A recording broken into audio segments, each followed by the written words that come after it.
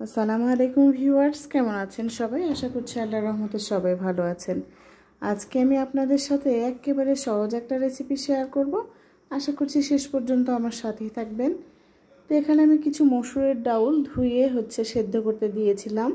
একেবারে শর্টে দেখিয়ে দেব। এই তরকারিটা খেতে কিন্তু অনেক ভালো লাগে, আর যেহেতু অনেক গরম পড়েছিল, সেই গরমের ভিতর কিন্তু এরকম করে ঝিঙে ডাউল রান্না করলে আমার বাসার প্রত্যেকেই অনেক পছন্দ করে।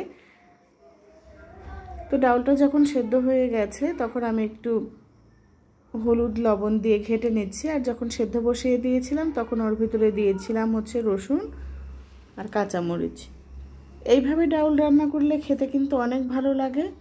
আপনারা কে কে এরকম করে ঝিঙে ডাউল রান্না করেন অবশ্যই আমাকে কমেন্টে জানাবেন। তারপরে অল্প ঝোলের পানি দিয়ে কেটে রাখা ঝিঙেগুলো দিয়ে দিলাম। এখন কিছুক্ষণ ধরে সেদ্ধ করে নেব ঝিঙেগুলো। যেসব ভাই বোনের আজকে প্রথম আমার চ্যানেলটি ভিজিট করছেন তাদের কাছে বরাবরের মতোই রিকোয়েস্ট, আমার রেসিপিগুলো যদি আপনাদের কাছে ভালো লাগে তাহলে আপনারা আমার চ্যানেলটি সাবস্ক্রাইব করবেন, লাইক কমেন্ট শেয়ার করে দেবেন।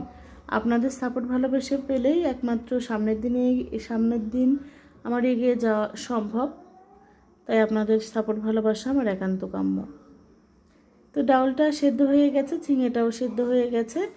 এখন তেলে দিয়ে নেব। আমরা তেলে দেওয়াই বলি, অনেকে কিন্তু বাগার বলে। তো এখানে আমি পেঁয়াজ, রসুন আর একটা শুকনো মরিচ দিয়েছি। এখন পেঁয়াজটা একটু ব্রাউন কালার করে ভেজে নিয়ে তার ভিতরে দিয়ে দিব এই ঝিঙে ডাল। আর এইভাবে ঝিঙে ডাল রান্না করলে আলহামদুলিল্লাহ অনেক তৃপ্তি করে খাওয়া যায়।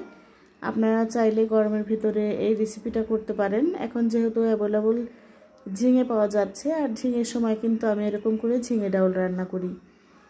তো খুব সহজে একেবারে আপনাদের দেখিয়ে দিলাম। সাথে থাকার জন্য অনেক অনেক ধন্যবাদ। আসসালামু আলাইকুম।